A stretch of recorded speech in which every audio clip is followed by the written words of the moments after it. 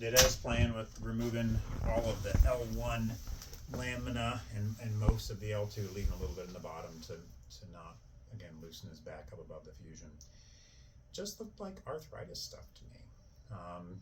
It was very tight in that spinal canal, especially where we saw the shadow spot, but what was there was like thickening of the ligament between the L1 and L2 vertebrae primarily.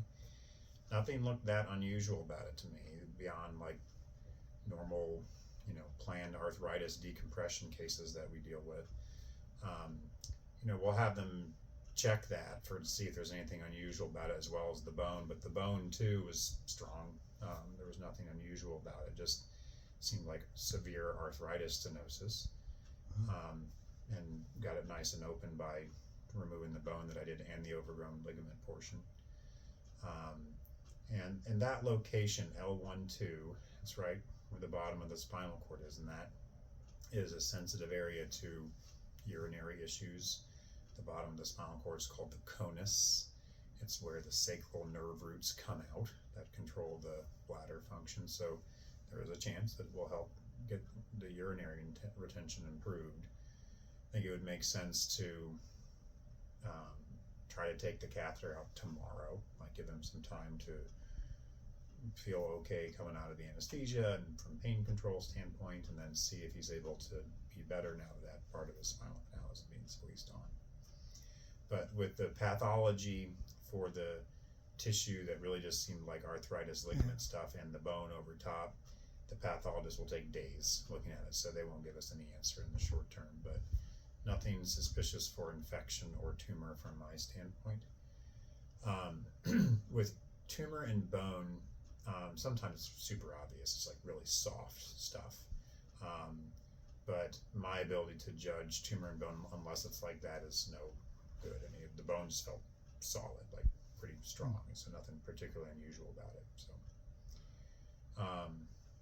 and I did leave a drain, so I'll have a drain for at least the day. That goes to a bulb, a clear bulb, to prevent hematoma buildup around his nerves. Could possibly come out tomorrow, pending how much blood accumulates overnight. Questions for me? Yeah, so he had been complaining about like his knees kind of feel like his legs below his knees kind of feel like they're hanging. Do you believe that would be something that's from the what the laminectomy does? The stenosis, yes. That's a decent chance, yes. So, the stenosis in the lumbar spine depends on exactly where it is, it can be a little different, but in general, it's lower back pain that goes into the legs, heaviness feeling kind of the legs, but not necessarily usually true weakness, like a person is paralyzed, just more of a heaviness and pain, and it's worse when you stand because it loads the pressure more when we're up, and then it doesn't feel so bad when you're laying down typically. Okay. And it's usually not so common to get urinary issues with lumbar stenosis unless it's super severe or has come on very quickly, or at the L1-2 area, because that's the bottom of the spinal cord. And so this urinary thing has been fairly recent as far as, and could that be related to the C1 fracture? Highly unlikely. Okay. Highly unlikely, because a spinal cord issue anywhere up and down can cause urinary problems. But if it's truly the cord in another location, like at the conus, you can get it without as much pressure on the cord that it's causing dramatic other problems, because the nerves, like the way it works with nerves from the spinal cord is a nerve cell is a cell body that's microscopic, and then it sends out a long strand of the nerve connection to wherever it goes. Okay. And the nerves that control bowel bladder function, the cells themselves live right there at the conus spot. Okay. All right. So that's why it's a sensitive spot, because you're hitting the control center for those nerves. Okay.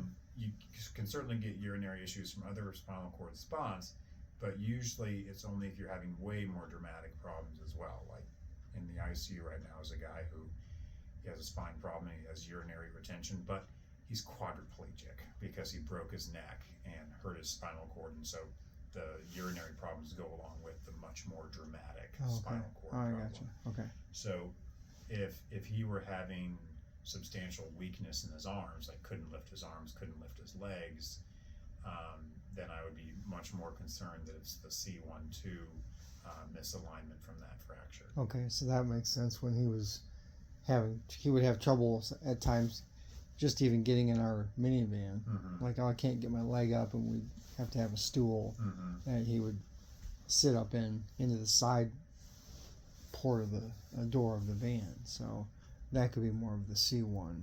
Well, or if it's the legs and not the arms, it's really unlikely that if you have a cervical problem, it tends to be more dominant arms. You get both, but it's pretty much, it's very hard for a person to have a cervical spinal cord issue that causes leg problems but not arm problems. Okay, all right, that makes sense. Okay, so okay. So that's why I suspect more this lumbar thing that we just took care of, which hopefully then he sees improvement, and it doesn't have any impact on his neck, but the pending how he does from this surgery, like how well he recovers, the surgery for the C1-2 is a bit bigger deal, it's more painful, a little harder to go through. I'd describe it as being about maybe twice as big of a deal as what we just did in kind of general terms. And so if he does well with this and heals this incision well and, doesn't have much of a problem, and then when we get out of the hospital or are following up with x-rays, we're looking like, geez, we're not going to get out of this collar because it's not healing on its own in the collar, maybe it won't be a crazy idea to do a C1-2 fusion for the fracture if it seems like otherwise there'd be collar indefinitely for him. Okay, I got you. Because there are people, I think we talked about this a few weeks ago, there are a lot of people that, particularly really elderly people, and people in their 90s fall more often than anyone else, and so occasionally we get people who are 95 plus years old that fall and break their necks, and in a young person, it's the type of fracture we definitely do surgery, but it's like, geez, you're 95 and you have a terrible heart and you might not even survive anesthesia, and so the treatment is a collar indefinitely as long as you tolerate it okay. But sometimes we do surgery for people in their 90s, but it's just riskier. I understand. Yeah, I was just trying to make sure I understood what each area did. Yeah, as far as I can tell, the cervical fracture isn't, I don't suspect it to be responsible for anything neurologic going on with him. I suspect that it's really just the neck pain. Yeah. Which, as troublesome as the collar is, he seemed relatively comfortable as far as the neck pain, and it doesn't seem like he's getting any worse. And I did not see him the first few days when he was here, when he was really sick with like the bacteremia, which I think was maybe urinary tract infection source of that. But is your take that he was complaining more about his neck before he came here, or is he complaining equally more about his back? Like, he didn't complain. We didn't discover about the neck until they did an X-ray or whatever it was. He wasn't complaining much about that. We had no clue. A little bit. Maybe a little bit, but the back mostly. Okay. So. Yeah, and he had, if I remember right, you said he had a couple falls over the weeks before coming, like 2 or 3 falls. Yeah, that he told us about. That we, Right. So hard to know the timeline of the cervical fracture. Yeah, right. Occasionally there are people whom we suspect that, wow, it's chronic and that's been there for months and you didn't know about it. But regardless of not being certain about it, unfortunately, I have to take it pretty seriously because of the alignment issue with Absolutely. it. That if it shifted much, then we could be getting significant spinal cord problems from it. He's got very little room to tolerate any more movement with that. Yeah, absolutely. Other questions for me? No. Okay. Hopefully this surgery does not hurt too much from it. It'll be kind of similar, but shouldn't be as painful as the fusion that he had. like I described, I went about an inch or two into that scar, and then 2 inches or so above that is the incision. And the scar doesn't tend to hurt as much as a brand new incision. Were bone spurs removed and stuff like that? Yeah, so with a and the term bone spur is pretty generic, so it's like overgrown bone in general, and like in his case, what was contributing most to the narrowness was that in between each lamina there was a rubber band like ligament that's supposed to keep the lamina together, so when we kind of move, it sort of can stretch a little bit but then pulls back together. It's called the ligamentum flavum. But that thing was what was mostly thickened up, and that's a very, very common culprit for arthritis, particularly close to a previous fusion.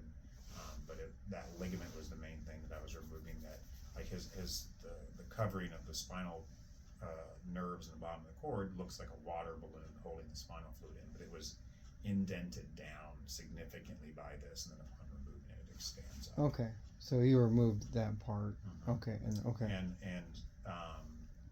but so it was mostly the ligament, but like to get to it, you have to take off that lamina because the ligament is under the bone, and the bone was contributing some to the narrowness as well, but it was mostly the ligament. Okay. Because that dark spot on the myelogram, like if it was bone, it would have been a bright white bone, but it was a dark shadow, so it's soft ligament garbage. Yeah, good. Okay. Okay. Yes. Okay. All right. Well, thank you. I don't know what room he'll go to yet. He's going to go to the main recovery room first, and then once he gets assigned a room, same people will let you know to come back here. We'll let you know where he's going, and then you can join him there. Okay. Okay. All right. Thank you. You're welcome.